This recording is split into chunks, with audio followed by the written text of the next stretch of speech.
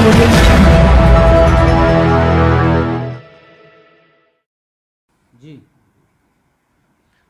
देखिए, ये जो नवरात्र व्रत है ये वर्ष में 4 बार आता है और इस 4 बार में 2 का विशेष प्रचलन है, विशेष महत्व देखने को मिलता है। एक तो वासंतिक नवरात्र और दूसरा शारदीय नवरात्र। वासंतिक नवरात्र जो होता है वो चैत्र शुक्ल पक्ष की प्रतिपदा तिथि से आरंभ होकर के नवमी पर्यंत, और जो शारदीय नवरात्र होता है वो आश्विन अर्थात कुआर महीने के शुक्ल पक्ष की प्रतिपदा से आरंभ होकर के और नवमी पर्यंत होता है। उसके बाद से विजयादशमी उसमें आती है।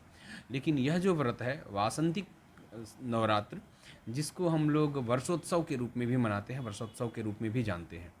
पुराणों के अनुसार, भारतीय मान्यता के अनुसार, भारतीय काल गणना परंपरा के अनुसार यही सृष्टि आदि का दिन है। अर्थात आज ही के दिन इससे ब्रह्मांड की सृष्टि हुई थी। भगवान ब्रह्मा ने स्वयं ही इसका सृजन किया था।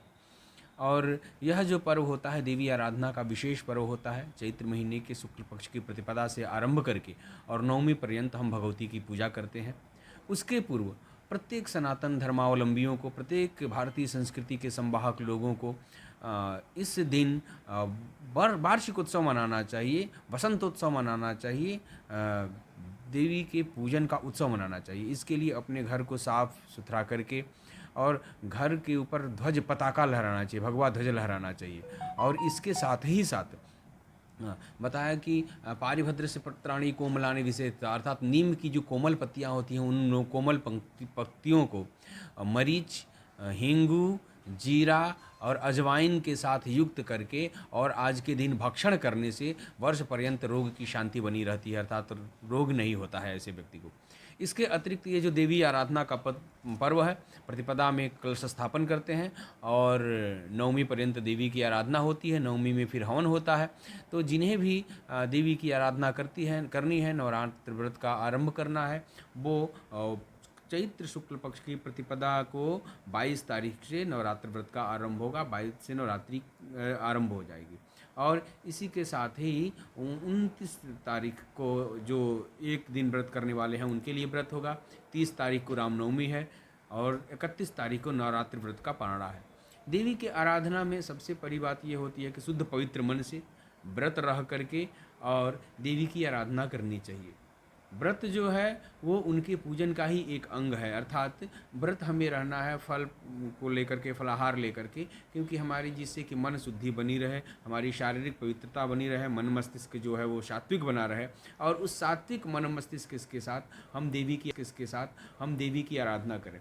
देवी को जैसा कि हम सभी लोग जानते हैं कि लोक में प्रचलित भी है कि रक्त पुष्प, रक्त वस्त्र अति प्रिय है।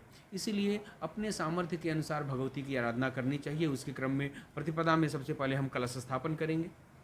कलश स्थापन के साथ ही उस कलश पे वरुण का आवाहन होता है।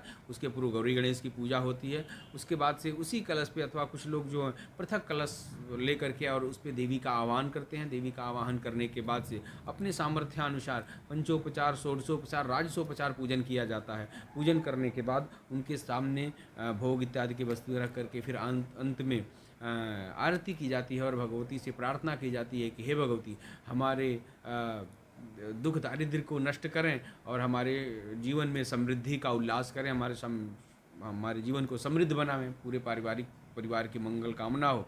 इसी के साथ ही यह अपने स्वयं के कल्याण के लिए, परिवार के कल्याण के लिए, प्रदेश और राष्ट्र के कल्याण के लिए, विश्व के कल्याण के लिए भगवती की आराधना की जाती है। भगवती की आराधना में भगवती के स्तोत्रों का जप, पाठ, ध्यान इत्यादि करना बड़ा लाभदायी होता है। हम लोग इसमें दुर्गा सप्तशती का पाठ करते हैं। दुर्गा सप्तशती जो है वो भगवती की आराधना का एक विशेष एक संग्रह है, जिसे मार्कंडेय पुराण से लिया गया है। उसमें भगवती के विभिन्न स्वरूपों का वर्णन है। उस भगवती के द्वारा असुरों के संहार का वर्णन है। तो उसके नित्य पाठ से भगवती प्रसन्न होती हैं और उन पर अपनी कृपा दृष्टि बनाती है, जिससे उनका जीवन जो होता है आरोग्यतापूर्ण और धन धान्य से समृद्ध होता है। किन राशियों के लिए लाभदायक रहेगा? देखिए, नवरात्रि जो है वैसे सभी राशियों के लिए भगवती की आराधना सभी राशि वालों को करनी चाहिए और सभी राशियों के लिए सामान्य फलदायक होता है। जब देवी की आराधना करेंगे तो ऐसा नहीं कि किसी राशि के लिए विशेष लाभदायक होगी, देवी की आराधना किसी के लिए कम होगी, सभी के लिए जो जितने भक्ति भाव से, जितने उत्साह के साथ पवित्र मन से देवी की आराधना करेगा उतना ही उसके लिए कल्याणकारी होगा। इसमें भाव की प्रधानता होती है, क्योंकि हमारे यहाँ कहा गया है कि भाव मिक्षंति देवता, देवता जो होते हैं वो भाव के भूखे होते हैं। ऐसा नहीं है कि हम बहुत ज़्यादा चढ़ावा के साथ, बहुत ज़्यादा बाह्य आडंबर के साथ हम पूजन करेंगे तभी भगवती प्रसन्न होगी, ऐसा नहीं है। मन पवित्र है तो हम अपने पास जो कुछ भी उपलब्ध है अपने सामर्थ्य के अनुसार भगवती की आराधना करेंगे और प्रत्येक राशि वालों के लिए यह कल्याणप्रद होता है। क्या कोई कोई विशेष समय, विशेष पूजा? विशेष पूजन में भगवती की प्रतिदिन जो कलश स्थापन करते हैं वो कलश स्थापन करके प्रतिदिन पूजन करें, जो कलश स्थापन नहीं करते हैं वो मंदिरों में दर्शन करें। मंदिरों में